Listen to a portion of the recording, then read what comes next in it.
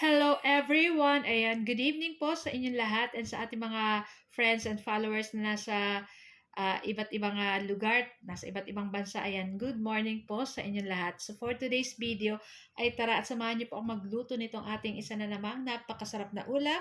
Walang iba kundi itong ating chicken pork adobo and syempre magpiprito rin po tayo ng manok. So tara na guys at samahan niyo po akong magluto and enjoy watching po. So ayan na nga at magpapainit lang tayo nitong ating kawali.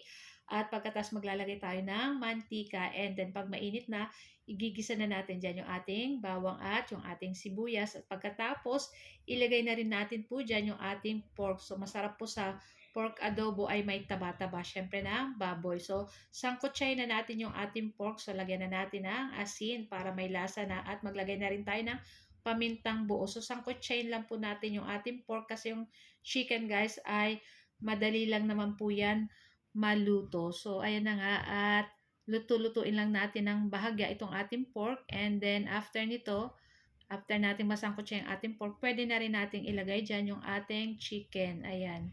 So, in-slice lang po natin yan ng katamtamang sukat. At pagkatapos, syempre, maglagay na tayo ng dahon ng laurel or bay leaves. So, tapos maglagay na tayong pamintang durog and maglalagay pa rin po ako dyan ng pamintang buo. Syempre, masarap po maraming paminta. And syempre, ayan, maglagay na tayo ng soy sauce and then halu-haluin lang po natin iyan syempre. At ako, talagang isa ito sa paborito nating Pinoy, hindi nawawala ang pork adobo or pork sinigang. Ayan.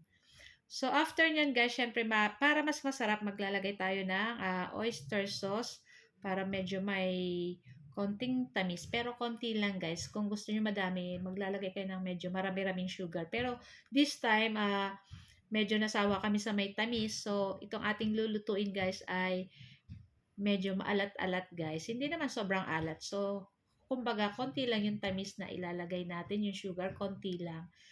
So, maglalagay lang tayo dyan ng mga 1 teaspoon na sugar para pang balance lang guys. Pero hindi natin malalasahan yung tamis. Ayan.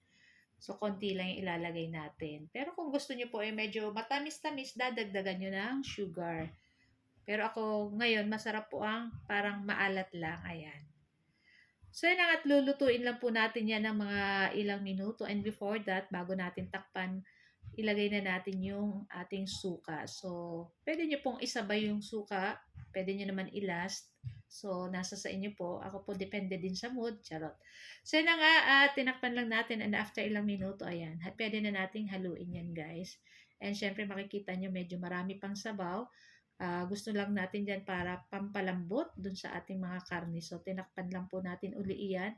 And makikita nyo nag-evaporate or nagkonti na yung sabaw. At syempre, luto na rin itong ating pork and yung ating chicken. And this time, hindi nagmamantika yung ating pork. So, may sabaw-sabaw. Kasi gusto ng aking anak ngayon ay may sabaw sa kanin. Pero konti lang naman. Ayan. Tamang-tama lang po iyan. Pero kung gusto nyo pagmantikain, ay lutuin nyo pa hanggang mawala yung sauce.